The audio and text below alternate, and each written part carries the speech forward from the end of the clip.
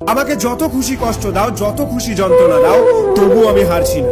একটা মানুষ কতটা স্ট্রাগল করতে পারে, একটা মানুষ কতটা যন্ত্রণা পেতে পারে, একটা মানুষ কতটা কষ্ট পেতে পারে।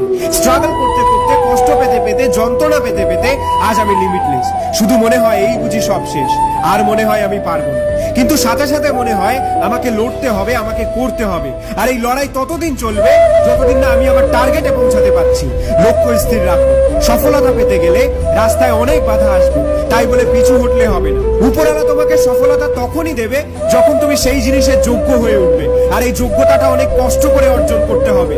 এই পৃথিবীতে কেউ যোগ্য হয়ে জন্মায় না, নিজেকে যোগ্য নিজেকেই বানাতে হয়। এই সমাজে তোমার কোনো মূল্য নেই যতদিন না তুমি আশেপাশের 8-10 জনের থেকে ডিফারেন্ট কিছু করে দেখাতে পারছো। রাস্তা যত কঠিন হবে, সফলতা ঠিক ততটাই বড় হবে। চেষ্টা করলে তুমি হিরো হবে, আর হাল ছেড়ে দিলে তুমি জিরো হবে। এখন তোমার উপরে নির্ভর করছে যে তুমি হিরো হতে চাও নাকি জিরো হতে চাও। এই সমাজে তোমাকে কেউ মূল্য দেবে না। মূল্য তুমি সেদিন পাবে যেদিন তুমি যোগ্যতা অর্জন করবে। বস, সবসময় একটা কথা মনে রাখবে, আমাদের জীবনে দুঃখ এবং কষ্ট আছে বলেই আমরা আনন্দ এবং সুখের গুরুত্বটা বুঝতে পারি। এই পৃথিবীতে কোনো কিছু পারফেক্ট হয় না, পারফেক্ট তোমাকে বানিয়ে নিতে হবে। শুধু একটু ধৈর্য ধরো, সময় তোমারও আসবে, সেদিন তোমার মনটাও একটু হলেও মুচকি হাসবে। আজ তুমি যতই দুঃখে থাকো, যতই কষ্টে থাকো, কেউ তোমার পাশে আসবে না, এমনকি তোমার আপনজনেরাও। আসলে এই সমাজ লুজারদেরকে পছন্দ করে না, তাই সবাইকে যোগ্য জবাব দেওয়ার জন্য তোমাকে কিছু করতে হবে। তাই আর না ভেবে এখনই শুরু করতে হবে।